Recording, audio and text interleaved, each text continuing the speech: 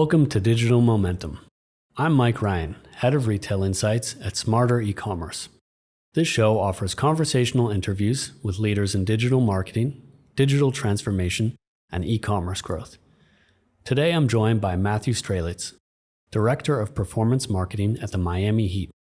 Matthew's digital marketing background stretches over 10 years with experience in branding, social media, and performance channels. He is analytical and strategic in everything he touches.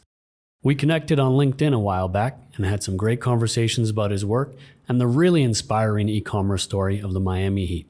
I'm thrilled to bring him on this show. So, let's get into it. So, we are joined today by Matthew Strelitz, Director of Performance Marketing at the Miami Heat. Thank you, Matthew, for joining. Yeah, thanks for having me. I'm excited to be joining your podcast. Absolutely, the pleasure of mine. Would you get us started with a quick intro, Matthew? What are your skills? What themes interest you? Yeah, so I am a South Florida native.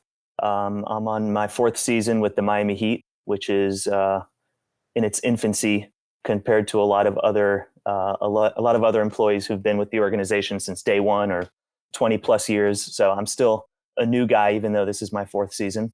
When it comes to skills, I've been in the paid digital space for 7 or 8 years. And I really try to, especially when I'm talking to people who are not in our world, I try to kind of describe what I do as diagnosing a business's opportunities or challenges, and then leveraging the digital marketing channels, the toolkit we have access to help them thrive in those circumstances. So it's a bit vague, but it really covers how I approach my job.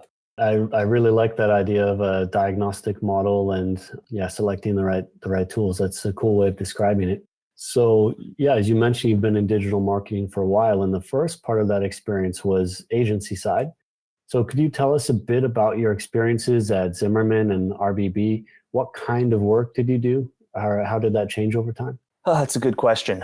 It's a bit, I think if you asked me that 5 years ago, 3 years ago, and today, you'd get probably 3 different answers. So you're getting with the most hindsight. And so I'll start with Zimmerman. Zimmerman is a retail agency. That was the first job I had out of university. And it was really the perfect environment for me to learn and cut my teeth in. Because they're a retail agency, they don't hang their hat on creative, but rather results. So, not the output, but the outcome. And I always really admired that high degree of accountability that they ascribe to marketing, because a lot of other agencies, as I'm sure in your experience in this world as well, they kind of focus more on what the campaigns look like rather than what they do for your business. Mm-hmm. So that was something that maybe at the time I didn't admire and recognize as much as I do now. But that really has shaped kind of how I approach my world and work, which of course, performance marketing. So it was a really good place for me to begin and kind of set the kind of cadence for how I approach marketing and how I approach the problem solving side of things. And I'll be honest, that's where I learned firsthand how soul sucking the agency world can be. Looking at some of the leaders where, I would say, I want to be in that person's seat in 10 years and 5 years.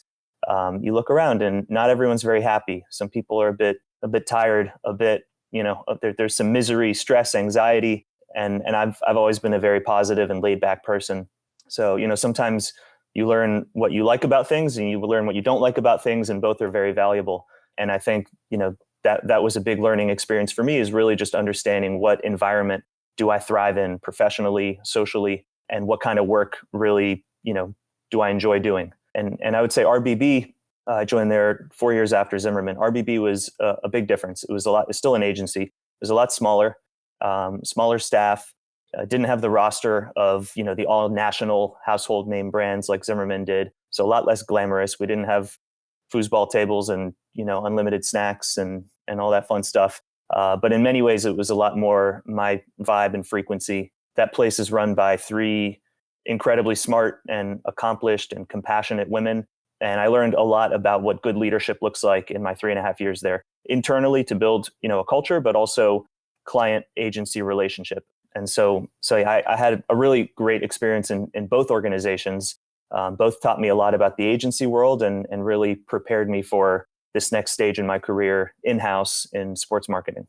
Mm-hmm. Yeah, well, I definitely want to come back to this topic about leadership and culture later on. And right off the bat, I think that's interesting.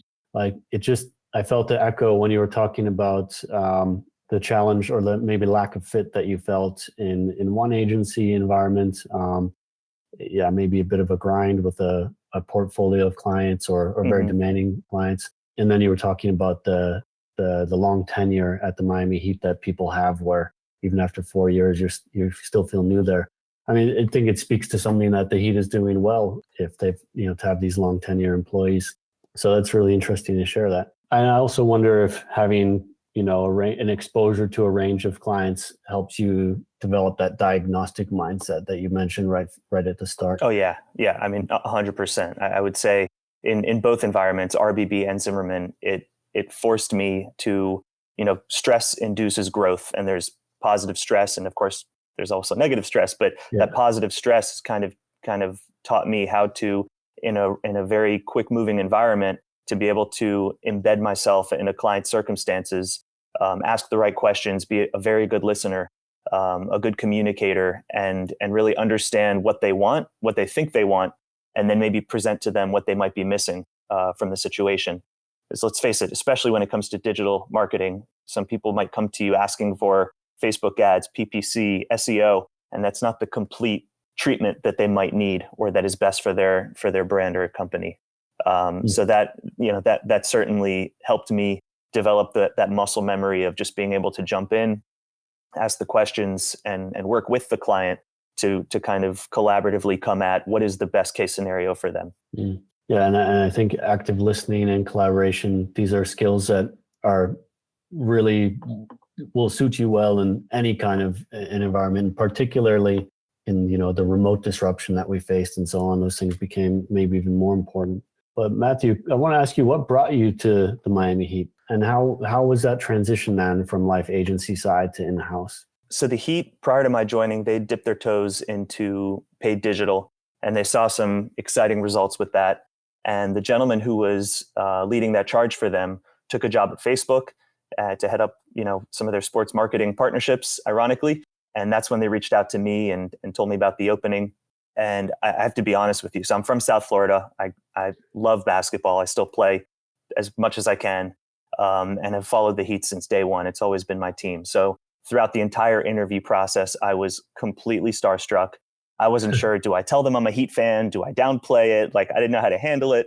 And so I was like giddy throughout it because of my fandom. And then, of course, I had a healthy dose of imposter syndrome too, like many of us do as we walk around our careers and try to make the most of our circumstances. So between the two, the entire experience was completely surreal. I mean, I remember calling my dad and saying, someone from the Heat viewed my profile on LinkedIn. Like, I was just so excited. And, 4 years later, it's a fantastic environment to operate in. I think I probably hyped up the transition from the agency side to client side a little bit more in my mind than it really, ended up kind of playing out. I recognized the value of being in an agency, solving different types of problems, working with different types of clients, having exposure to many verticals, and being able to, keep my kind of like sharpen my sword with selling, with, execution, highly organized, that communication skills we were talking about. I was always very conscious of like, look, when I go to the client side, I want to make sure I don't want to be the digital guy. I don't want to be the only person in a room who actually knows what's happening in digital. And because you can really atrophy and kind of fall behind if you're in an environment that's a bit stagnant from a digital perspective. So that was something I was conscious of. And I remember when I was asking questions in the interview, that was something I was really focused on. And it's a big reason why I joined the Heat, was because of the people there, the level of not just expertise, but intelligence, really smart people, and a true appetite for innovation. Not just putting that on their website, or putting it in their kind of internal cultural mantra, but demonstrating it from top down and making space for it. Giving room for failure, healthy failure, trying things because it seems like a good idea, and trusting the people in place to execute. So the minute I caught wind of that, it was, I knew this was going to be the place for me. And the transition was really seamless. They trust me. I have a degree of autonomy that allows me to kind of do what I want to do, and of course ensure it ladders up to the business and plug into the different parts of the business.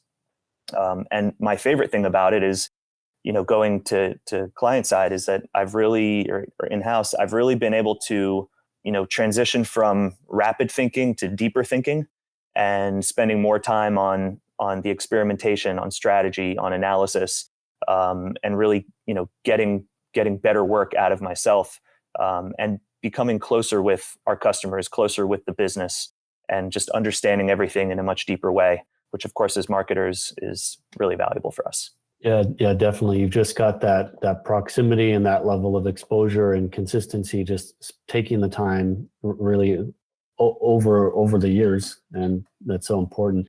I love this story about being starstruck, just because I mentioned to a couple of people, like our chief client officer at our organization.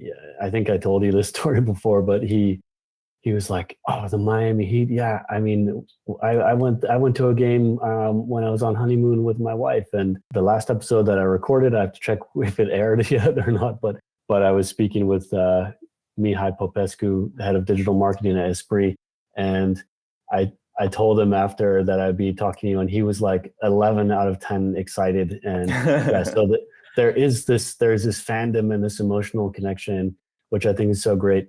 And I think that it sounds to me like that feeds into your motivation. And from what I know about you, you're anyway a very motivated guy, but also to hear about these environmental factors, because motivation can only take you so far. And that war against atrophy, for example, it's just so valuable to have sparring partners, be surrounded by people that you can really exchange with and challenge each other. And just, yeah, everything that it sounds like such a top culture with the room for experimentation and failure, and the autonomy that you have.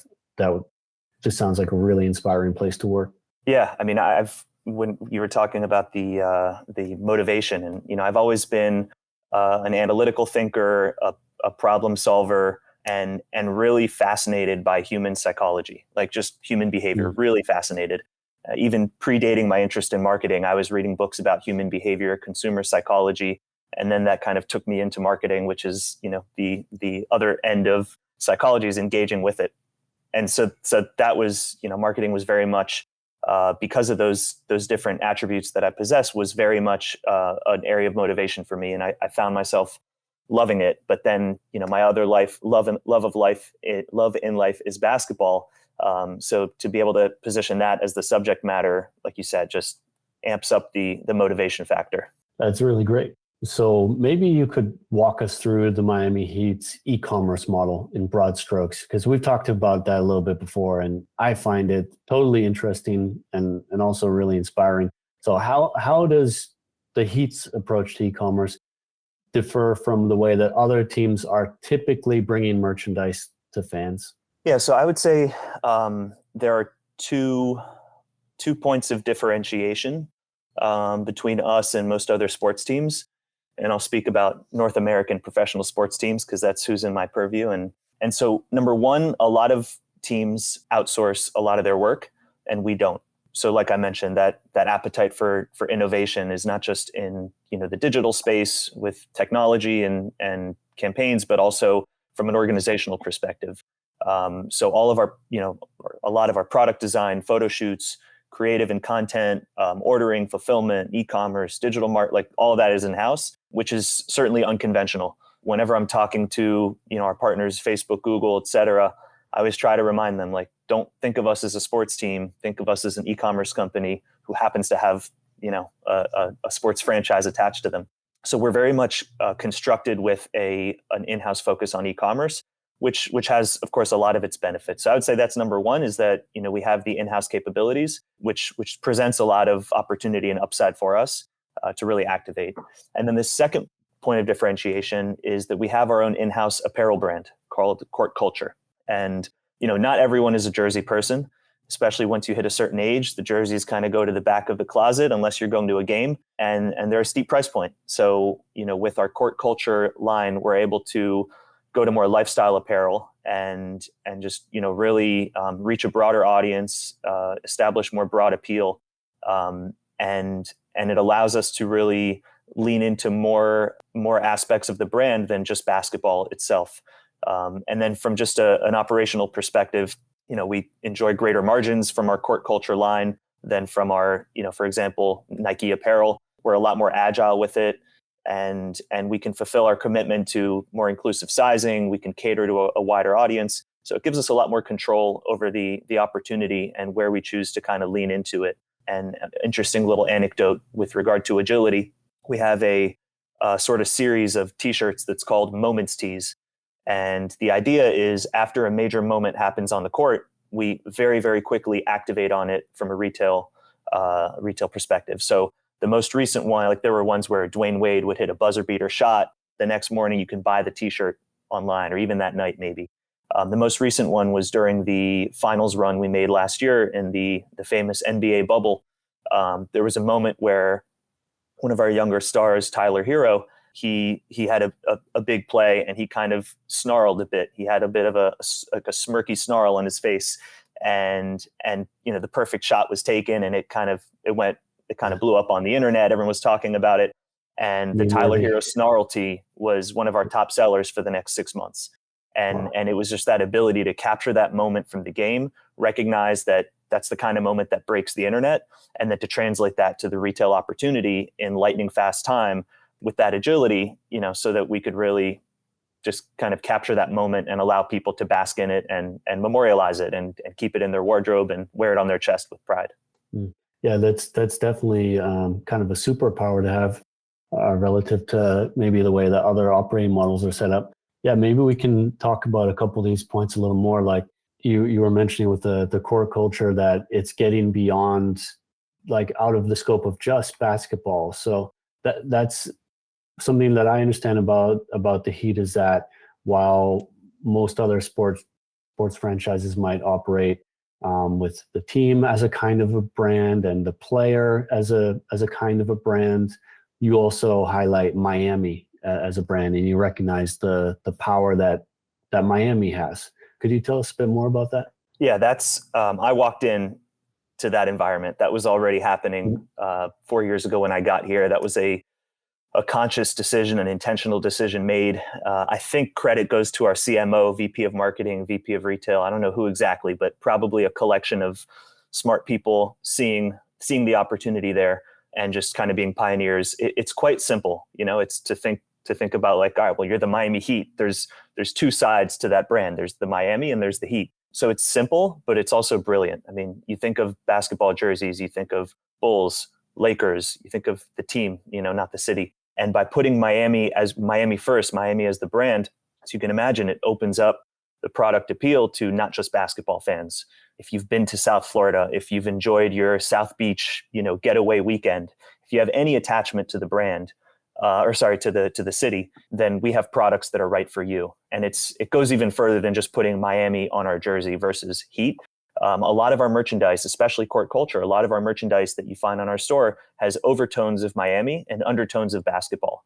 Whereas, of course, the opposite is typically the conventional approach. And so at the end of the day, you don't have to be a basketball fan to love our products, which as an e-commerce marketer is music to my ears.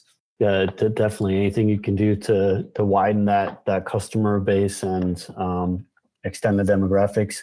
So would you say, like, Miami is famous for these Vice jerseys. Would you say that fits into that strategy broadly?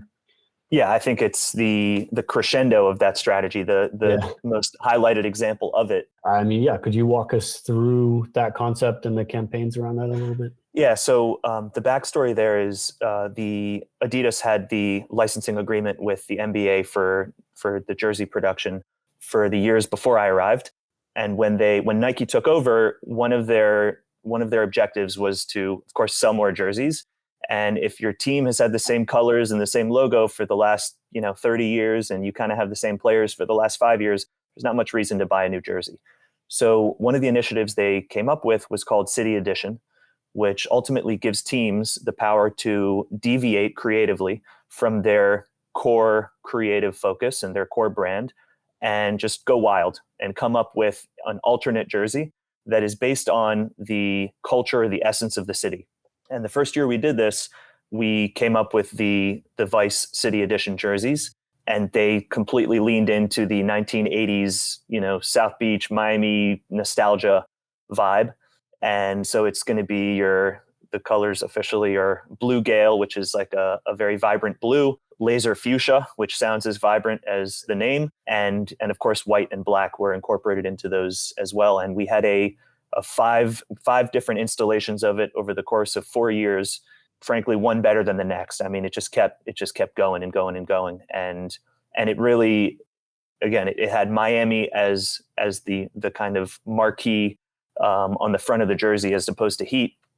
And from an apparel perspective, the ways we could spin that off really just blew the doors open, because there's really only so much you can do with black, red, and gold and white. And there truly is so much you can do with these beachy, summery, fun colors, which are certainly eye-catching and pop off the screen when you're walking down the street. Everyone notices it, and it just puts you in that beachy environment. It makes you feel like you're in Miami Beach, South Beach, which is just so fun. So yeah, that was really the best example and the greatest manifestation of this idea of Miami as the brand. Mm-hmm. Yeah, I mean, they're really beautiful jerseys, and I think it's so cool how that came about. Actually, we were talking earlier before we started recording. You were saying that it's pretty cool also the way that the company produced this design. Would you mind sharing that with us? Yeah, it was internal. I mean, a lot of the times that jerseys are designed, there's collaboration with Nike. And my understanding is that this design really came from our in-house team. I'm sure there were, some adjustments and editorial oversight in collaboration with Nike, but this was really a homegrown design. In fact, for the nerdy Miami Heat fans, if you look at the insignia, the Miami on the front, it actually is the same font as, I'm going to get yelled at for calling it a font. There's probably a fancier word, but it's the same font as what in the original Miami Arena, which is no longer. That's how it said it on the front, Miami Arena. And the word Miami, the way it was kind of designed, ended up being, so it had a lot of Miami Heat nostalgia from the late 80s, early 90s, but it very much was kind of living in the 1980s Miami vibe. And yeah, so that was something that, if you're a Heat fan, you'll remember that from the original arena. And if not, it just feels like Miami. But yeah, that was something that was very much homegrown within our content and creative department, and just kind of bubbled up to the top and took off. That's an awesome story. So let's talk about 2020. Bum, bum, bum. Yeah. I mean, so e-commerce is, or let's say, yeah, these jerseys and merchandise, these are one revenue stream for the Heat, and you've got other revenue streams like ticket sales, of course. And I mean, what happened, because it seemed like 2020 was a very challenging time for professional sports with the pandemic and everything that went along with that. Couldn't have these crowds anymore and so on. So what happened for the Heat in 2020, and how did e-commerce play out during the pandemic, or how did digital channels play out for the Heat in the pandemic? Yeah, I mean, it was really exciting. And in retrospect, it was chaotic in the moment, but it was exciting in retrospect. Obviously, like everybody else, our customer behavior completely shifted. People were in somewhat of a state of panic and not really sure economically what's happening. We didn't have sports for a while, which, we were, as fans, we were lost without sports. And so, in the beginning, of course, it was just uncertainty. And the NBA bubble in Orlando started in July and playoffs in August. But by April, we had already committed to e-commerce and really doubling down. In the early stages of the pandemic, we had a decent amount of inventory. So we didn't have that we were sitting on. So we didn't have the shipment issues that a lot of folks dealt with in the beginning that caught up with us later in the year. But, I would say that 2020 for us, e-commerce wise, generally was very successful. We grew up a lot. We had a lot of growth. Internally, we grew up a lot. Our operations grew up a lot. It just forces everyone to solve problems that did not exist before, whether it's marketing, fulfillment, being able to we had to launch our fifth and final Vice jersey was launched in December before the NBA season had restarted. which is unconventional. Typically, you want to have people watching the players wearing the jerseys when you go to market. And we also had some pretty wild shipping delays at that point. Some customers had to wait, between 2 and 5 months to get their jersey that they purchased Christmas time. So that really presented a real challenge. And kudos to our team and leadership. Like we came out on top, and it was a very successful year for us. There were pros and cons. So I've spoken about some of the cons, some of the challenges, but we also did have, as I mentioned, a historic playoff run, finals run. When the world is watching, everyone, no one's had sports for months, and it's just such an area of comfort for fans to just be able to sit back and kind of tune into sports. So the world was watching, and our team happened to make a historic run. And that certainly was a nice shot in the arm for retail and presented an opportunity that I personally, in my 4 years, that was the most success we'd ever had on the team side of the business, which impacts market conditions considerably, as you can imagine. So that was a big opportunity for us. We also understood that we learned the value of agility, and it's not just a matter of being flexible, but the willingness to be agile. Not just the capacity, but the willingness, to be able to have confidence in our data, have confidence in ourselves when we're facing these kind of turbulent times, and to really take calculated risks, but bold risks, and to double down when the opportunity seems right, which at certain points during the pandemic it did. During the finals run, during that 5th and final jersey launch, we couldn't shy away from those moments, and we didn't. And we were better for it. And like you said, even though we had the bubble, NBA restarted in the bubble, and then it restarted with no fans at the end of the year in December. Not having fans in the arena is a big impact to the business, as you can imagine, even beyond ticket sales, and food and beverage, which is the most obvious. From a retail perspective, you think about going to a basketball game. Before the game, during halftime, and after the game, the arena store is packed. I mean, there's a line to get in. So whatever percentage of our retail sales that come from the brick and mortar store, around the arena and in the arena, those are cut off. So even just not having 20,000 people filing in and out of the arena 40 plus times a year presents, a hit to retail. And so for e-commerce to be able to shoulder that and to actually grow during that time frame was really valuable for the business to present that cash flow opportunity, while a lot of other revenue streams were pretty much in a holding pattern. Yeah, I can imagine that it gives opportunities and challenges. I think it gives just a certain credibility, and it really highlights the significance of e-commerce as a channel for the business.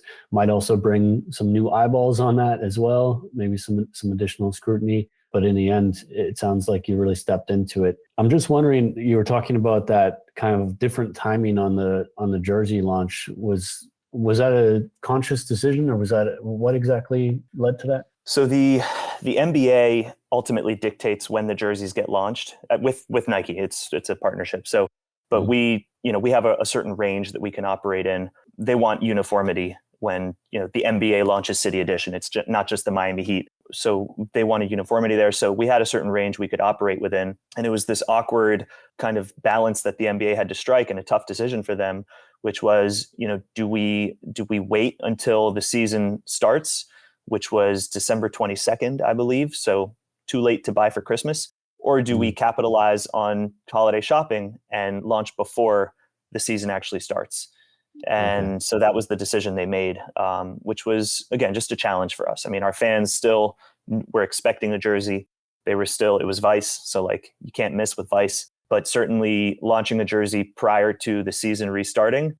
And then on top of that, knowing that you may not receive your jersey for 4 or 5 months presented a challenge. It was uncomfortable to try to operate in those circumstances. It certainly wasn't ideal. But again, with whether it was technology, user experience, customer support, we found ways to assuage concerns, keep the excitement high, and ultimately launch a jersey without our number one marketing tool, which is our team wearing the jersey and being televised nationally. Well, it's definitely a tough decision, but it makes a lot of sense, just being able to capture that holiday demand or not. So maybe we can zoom out a little bit. Like we're talking there about 2020, 2020 and the challenges that came up there and the success. But generally, what kind of promotional challenges or rhythms do you face across the year, across the season? How do you approach those? Whether it's launches or having to do with player performance, what kind of things do you see? Yeah, we from an e-commerce perspective, we're in a very volatile environment. If our team performs poorly over a stretch of time, we see that come back in the numbers. If the opposite is true, we see that come in with the numbers. So, there's, as a marketer, performance marketer, there's this challenge where, when the wind is in your sails, all the KPIs look good. I mean, CPAs are low, CTRs are high, things are happy, we're all high-fiving. But when it's the off season, when you're not in the eye of the media, or even worse, when your team isn't performing well and fan sentiment and morale can kind of be down in the dumps, how do you perform then? When the wind is in your face, how's it going? So there's these, it's not as binary as that, but there's basically two times of the season when things are going well or not. And that's also true for player performance. So I mentioned that Tyler Hero Snarl T. I mean, he had an individual historic performance in a heightened moment, a very important moment in the finals. And as I mentioned, that presented an opportunity to activate on that specific performance. So those individual performances happen at, of course, unexpected times throughout the year, which we have to be as reactive and quick as we can. But then, of course, there is the kind of expected ebbs and flows of the season, just with pure seasonality, knowing when the biggest games of the year are going to be, when the most media attention's on us, et cetera. So it definitely is interesting trying to shine during the low times and not to get too high during the good times, because we understand that team performance is the ultimate driver of market conditions. So, we can never get too high or too low, but it's especially important to be able to understand the impact of marketing efficacy so that we can extract the brand halo and the team performance from that and really understand what's driving performance versus what is piggybacking on team performance. So that's been a really interesting challenge for me to try to unpack over the last 4 years. Yeah, it's a certain kind of an attribution dilemma. Absolutely. Yeah. And then, we also have, like right now, it's one of the biggest challenges is how do we get fans back in the arena? Consumer confidence is really all over the place. I mean, there are some people who, we just had a music festival here outdoors at the Miami Dolphins Stadium, and it was packed. But it's also challenging to get people, in enclosed arenas still. So it's a bit all over the place. We're still in the pandemic. I don't think we can quite look retrospectively yet. And so how we get customers back in the arena, how we afford experiences that makes everyone comfortable and gives them that, just that old feeling of being in a room with 20,000 screaming fans. That's something we're all looking forward to, and that's going to be the challenge this next year. Is how do we kind of get back to that sense of having a rocking crowd, a packed arena, and offering that experience that we're all used to and that we all have those emotional connections to. Mm-hmm. Yeah, I'm totally looking forward to this kind of return to normality as well. And, absolutely. Yeah, I think we all are. But it's definitely a really interesting challenge. And yeah, so we were talking about kind of parsing the team performance and the channel performance, where of course there's this interconnectedness. But from what I understand, there's a lot of other kind of data points that Miami Heat has available, and I'm wondering what significance does BI have for your work at the Heat? It's something that you put a priority on, right? Yeah, absolutely. And not just me, that's at the top, starting with our CEO. We actually have our own in-house BI team, and they've built their own data warehouse, data lake, and we're actually working with other teams. We work with the Milwaukee Bucks, we work with the NBA. So they're now technically our customers, clients, or partners. And so this has been, from a development perspective, this has been a really core focus of the Miami Heat, building out that arm.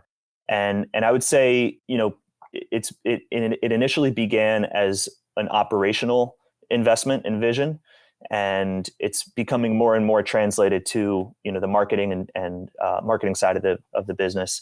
And so it's a matter of connecting a lot of the marketing intelligence with the business intelligence, and to be able to establish that harmony there, so that there's interplay between the two. So business is feeding marketing, and also marketing is informing the business. So that's really, when I work with them, that's what my focus is if they identify a trend or have a hypothesis about a certain fan behavior or a certain product that might appeal to a certain segment, I have the laboratory to be able to test that out and to validate it or debunk it.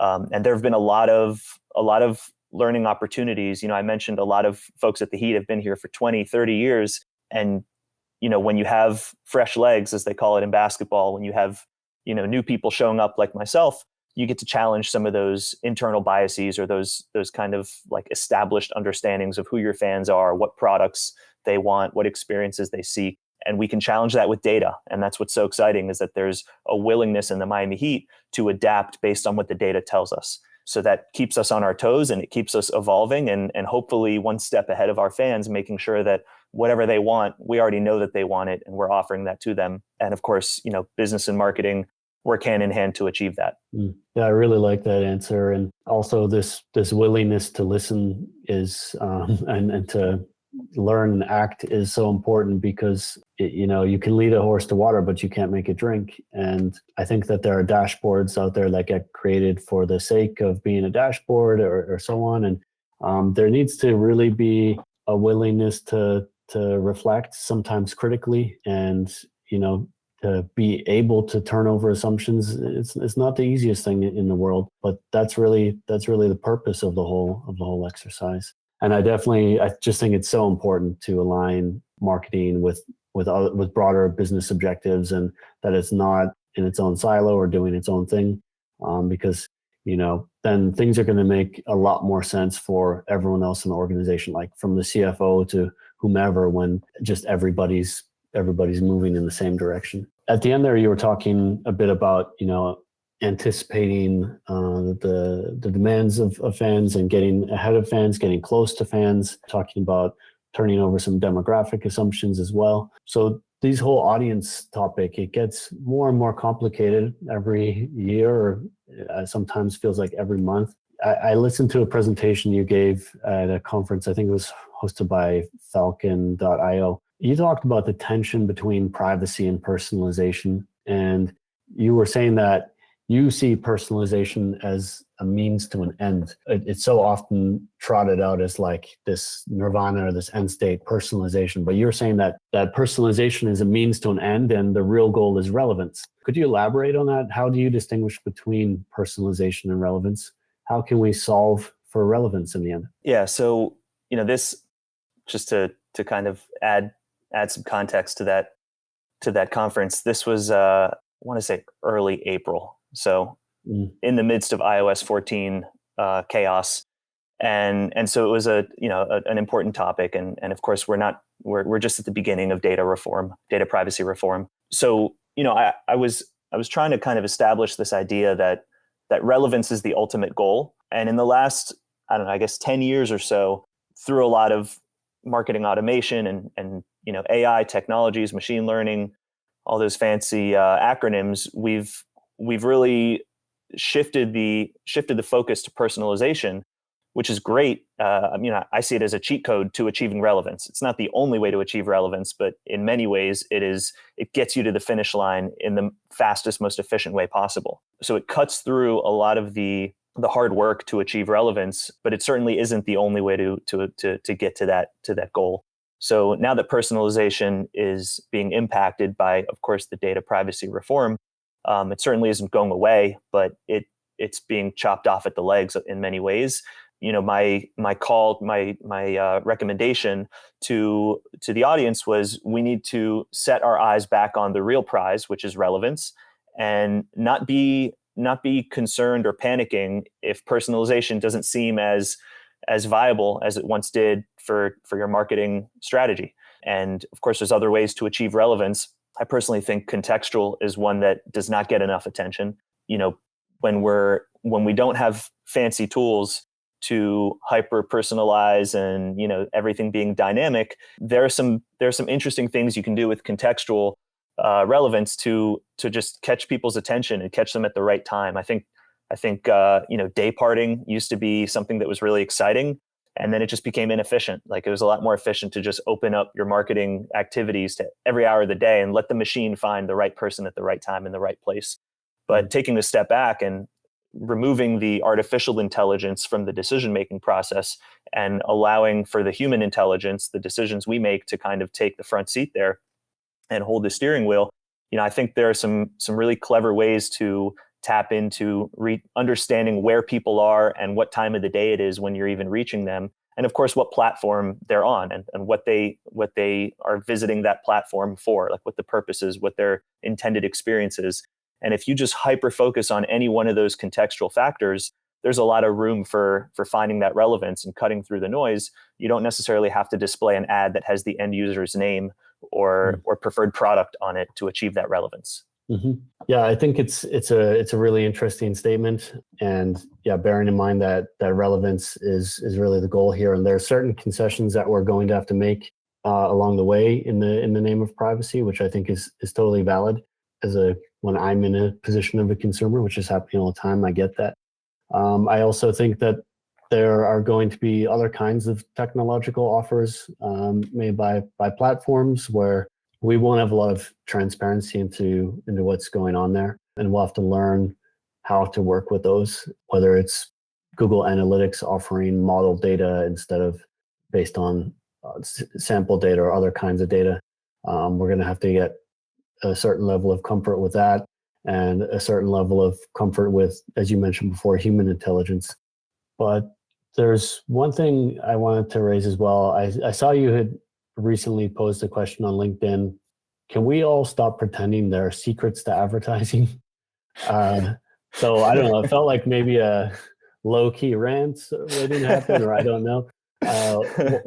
What did you have in mind with that question? I don't know exactly in that day what provoked that low-key rant, but you definitely detected the tone correctly. I think generally speaking, there are a lot of specialized industries out there, marketing included, advertising included, where there almost seems to be a sense of smoke and mirrors, where we try to make things seem more complicated and complex than they necessarily are. I think the principles of good marketing are pretty straightforward, and they haven't really changed over time. Because, like I mentioned at the start of the call, they really stem back to psychology and the way we communicate and connect with the world around us. And, especially being on the agency side for so long, sometimes you're exposed, whether it's a vendor or even agencies I've worked for, or, with other, working with other agencies collaboratively. Sometimes you just have that sense that people are trying to use bigger words and make things sound more mysterious than they really are. And oftentimes the word secret, these sensational terms, are used to attract a user and or a potential client, and ultimately make it seem as if there's, in this case, I said there are these secrets to advertising. So, sign up for my class and you'll find out the top 10 secrets to social media marketing. You can Google it. There's no secrets. I mean, everyone's a consumer. Everyone knows what works with them. So certainly a low-key rant, and ultimately, I guess my criticism of any advertisers, marketers, or salesmen, saleswomen out there trying to make it seem like more than it is. Again, there's a lot of clever technology. There's a lot of intelligent strategy out there, and that's not to oversimplify or reduce any of that good work out there. But we don't have to present intelligence or smart work as something mysterious and secretive. I think transparency is something that we all owe to each other in this industry. Yeah, well, that's well spoken, and I mean, there are times where I'm really impressed how collaborative the industry can be, and open to exchange. But yeah, other times not. And that's something like AI, for example, is getting used as a buzzword an awful lot. Mm-hmm. Machine learning, and it's not always clear what definition someone really has in mind with that, what capabilities they really bring forward with something like that. But that's an area that is, by and large, very open source. There's really open source ethos in the AI community. It's really a field of academic research in so many regards. And we're going to see that kind of technology becoming more available, more plug and play. And I think that'll also help to kind of dispel the idea that there are secrets out there, because there are principles, and then there are maybe tactics to deploy or against those principles. Yeah, and I think this idea of presenting marketing strategies as secrets or something that's masked and mysterious often is when you're speaking to someone who doesn't know better.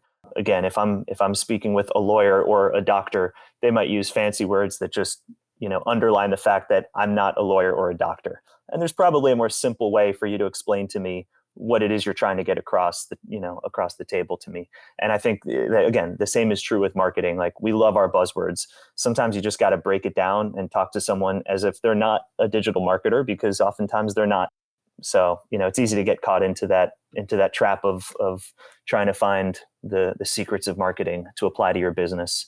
The secret is it's hard work and smart thinking. Well, here's a question that I ask all my guests. How would you define growth? What does good growth look like to you, and how do you identify unhealthy growth? And I'll add a special twist here. What's your secret to success? All right. Well, for my top 10 secrets, you can sign up for my blog now. So I think this is really important, especially as a performance marketer. I mean, we all know if you want to optimize for a certain KPI growth, you can, and you can demonstrate growth, which may seem like you're accomplishing the task at hand or the business objective, when really it may not be servicing the business in the most sustainable and healthy way. So I love this question, and I've enjoyed listening to your other episodes and hearing how other folks, other guests have answered this. And I'll try to, while I agree with many of them, I'll try to introduce some new ideas. So I think I'll start with healthy growth. I'll start with the glass half full. I think healthy growth ultimately benefits the business. We're talking about, of course, in the context of marketing. Marketing can grow without it impacting the business. And so healthy growth has a correlation between marketing growth and business growth. So I'll start there. It expands the business opportunity. I also think there's a key secret to growth. Now, a very important consideration for growth is patience. Sustainable and scalable growth is, I'll say, like, handmade, stone ground. It's not always immediate and direct response, and it's not always ballooning right in front of your eyes. Sometimes there's slow growth, and it's just because the crop is not growing above the ground doesn't mean there isn't growth happening under the soil. So I think patience is really, really important, especially being on the agency side. You see so many clients who don't see the growth happening in the areas they're looking for it, and they pull the plug too early before the little seedling was able to sprout and for them to experience the growth they were looking for. So patient growth, I think, is part of healthy growth. And then I would say it's also two-way. It's not just about the business. I think it's, as a brand, from a growth perspective, it's a matter of growing the significance or the role you play in your customer's life, whether it's a product or service. If you have compassionate customer service, if you're offering content that's valuable beyond the scope of your product offering, you're just adding value to their lives, giving back to the community and those around you. All of that comes back in one way or another. So getting a little bit further away from just pure performance marketing, but ultimately, I don't think that growth is always quantifiable, and certainly not always immediate. And then the last way I'll approach this is a callback to what I mentioned earlier about something I really admire with the Miami Heat culture, and that's the permission to fail and learn. I think a lot of growth happens by learning what is not right, whether it's a certain tactic or strategy.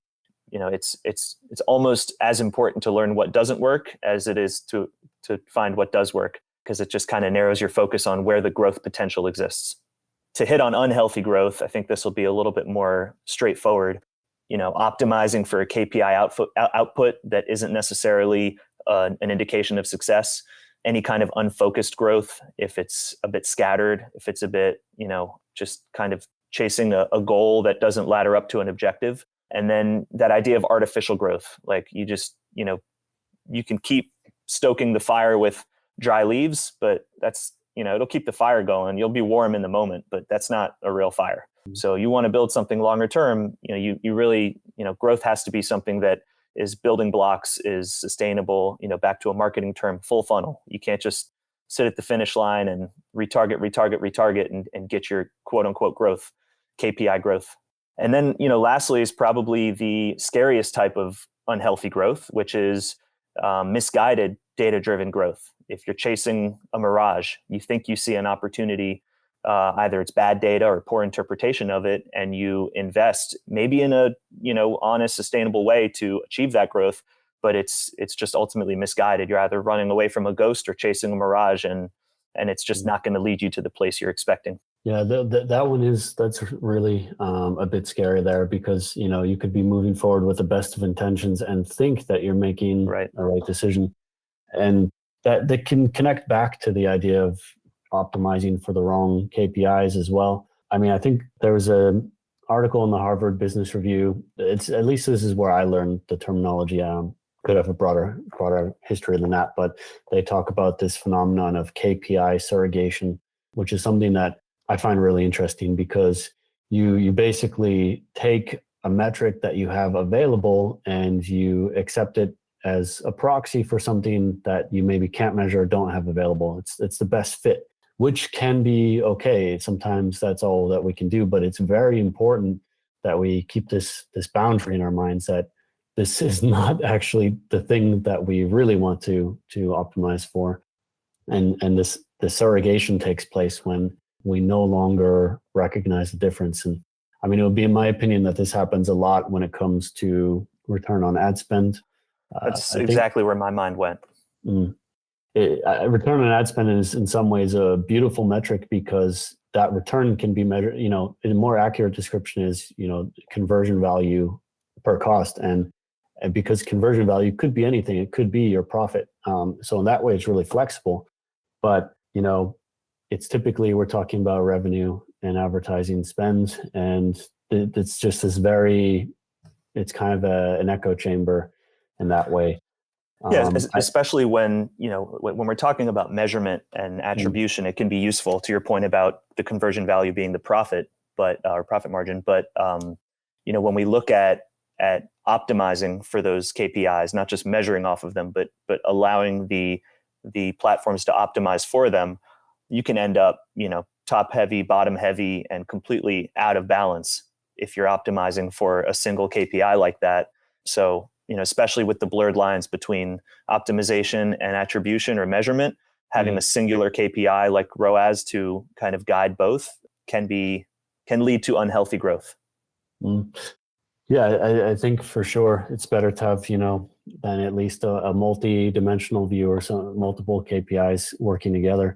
I even like advertising cost of sale a little bit better as a metric. It's the inverse. It's not really any different, but it's somehow much more descriptively named or straightforward, because you might hear return on ad spend and confuse that for return on investment or profit. Sure. But if you're advertising cost of sale, it's perfectly clear what's being described, and you won't confuse that. You'll understand it as an efficiency metric. I like that.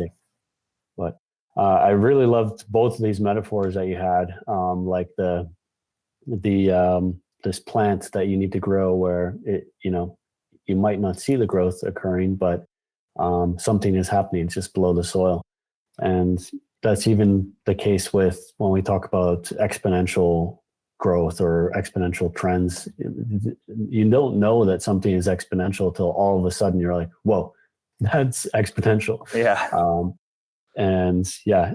This is totally right. And you also had a similar related metaphor of like burning leaves instead of logs or wood. And yeah, it's kind of the same thing. Like we would just compare that to like a plant needs to have roots. You can't just like, right. You can't over fertilize. Yeah, exactly. So I really like this way of describing it, and definitely a value add on the other people. I think I've gotten a lot of great answers to that question, but I really appreciate yours. So thanks for sharing it. One thing that I definitely wanted to cover with you, and we mentioned this, you kind of teased it earlier in the discussion, and we've talked a bit about the culture at the Miami Heat, but what would you say are the workforce skills and the cultural attributes, to boil it down, that digital companies need to outpace the market?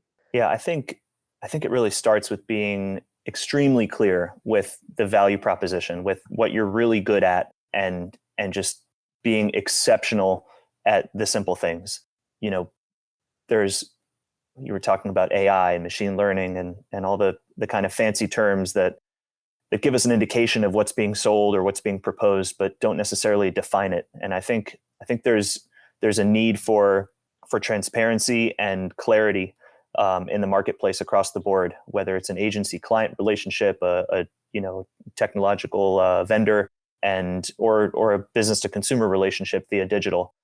So I think it's really a matter of establishing that sense of honesty and humility, and being a good listener, being willing to change some of the attributes we spoke about, and being bold enough not to just kind of sit back and just become stagnant and just rest on your laurels.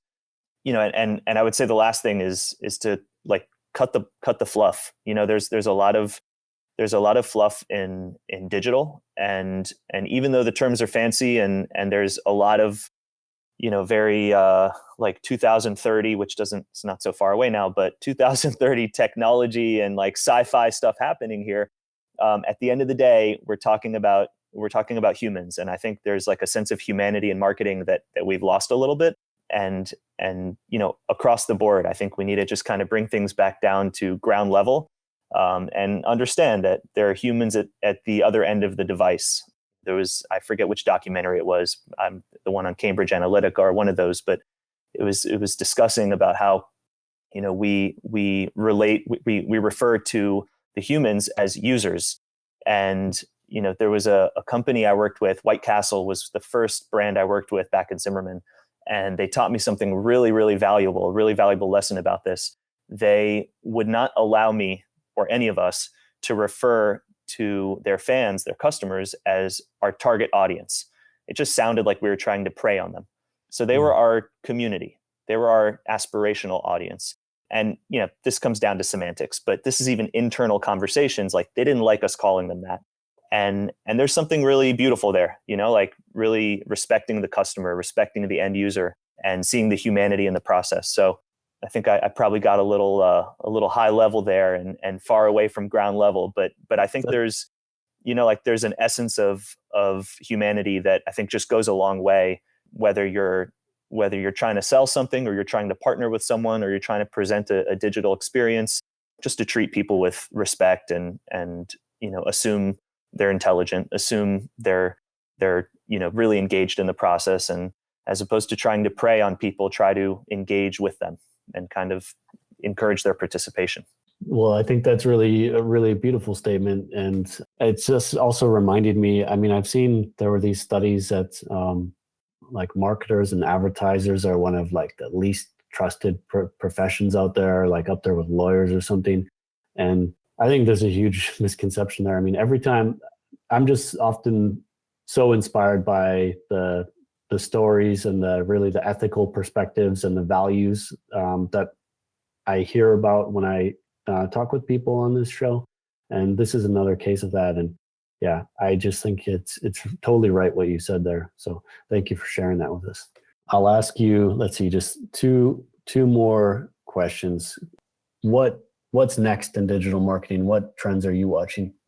I really have my eye on the data privacy reform. I'll go back to that. I think there's something, I hope, and I anticipate that one of the macro level changes that will come from this is going to be a new level of engagement from customers, and it's an idea that is not novel or ahead of us. It's actually behind us, and we've lost the way a little bit. One of my favorites, Seth Godin, one of the best ever to do it, wrote a book in either like 1999 or 2001, certainly pre the term social media or digital media, and the book was Permission Marketing. Yeah. And the idea is that you're not you're actively engaging the customer. The customer is letting you into their world, and I think that's kind of where we're at right now. We're on a path to find that again, and it's kind of a marketing nirvana to what the customer is going to like welcome me into their house. Like they're going to tell me what they want. I don't have to guess and learn. And I think we can be on our way there. And I think, this data privacy reform like is what's going to bring us there. I would say people are right now, we're in that like first stage of the evolution as consumers, where a lot of us are becoming conscious to data privacy. And, it was just 4 or 5 years ago that most people were willing to dole out very important information for a $5 discount on their purchase because they didn't understand the repercussions. They didn't understand the potential bad actors. I would say we're still in the stage where people don't quite understand how a lot of this works. I mean, I still have friends and family who truly believe that they're being listened to on their phones, and that is how their ads are so relevant. As a marketer, come on, give us a little more credit, right? Like we're not there's so much more listening that is happening outside of just what you're saying on phone calls or when your phone is around you in private conversations. Whether or not that's happening, this idea of consumers waking up to the concept of being listened to in a very invasive way is where we're at right now. So this level of consciousness and almost paranoia is where we're at right now, which is being experienced with distrust, and of course the privacy reform is helping curb that distrust. And I think the next stage, which will kind of take us closer to that permission marketing idea, is that we're going to see that consumers are looking for brands to engage with using that, like built on that foundation of trust, a two-way exchange. So not something that is happening to the consumer, but something that the consumer is dictating or even leading that relationship with the brand, a much more active and engaged relationship and dynamic there. So that excites me. I mean, we can be bombarded with advertisements and marketing, messages that are, even subconsciously affecting us and certainly consciously affecting us. But what really excites me is to kind of move all of that aside and to have a consumer who really truly wants to connect with a brand, who wants to let them into their world, and to establish a permission-based relationship there, which as a marketer can be much more sustainable and much more cost-effective, and as a consumer is a lot more comfortable and a lot more value-driven. So this really excites me. It feels like this can really restore a lot of the balance in the marketing universe, so to speak. And Seth Godin saw this coming, and I really hope this is the direction we go in, because it's a lot healthier. Mm. Yeah, well stated. And I often reflect back on that concept from Seth Godin of permission-based marketing, and it really was prophetic. Yeah, I mean, look, people, most social accounts now are private. We want quieter email inboxes. We only want people who we know to text and call us. So there's a lot more, we're a lot more cagey with our digital footprint and digital accessibility these days. So we're going to, as consumers, need to actively grant permission to those we trust, as on the brand side. So I love the idea of trust and value guiding the relationship between brands and consumers, and I'm optimistic that that's where we're headed. Definitely. Well, I want to thank you for joining me today, Matthew. And I would have one last question for you, which is if there's any shout outs that you want to give.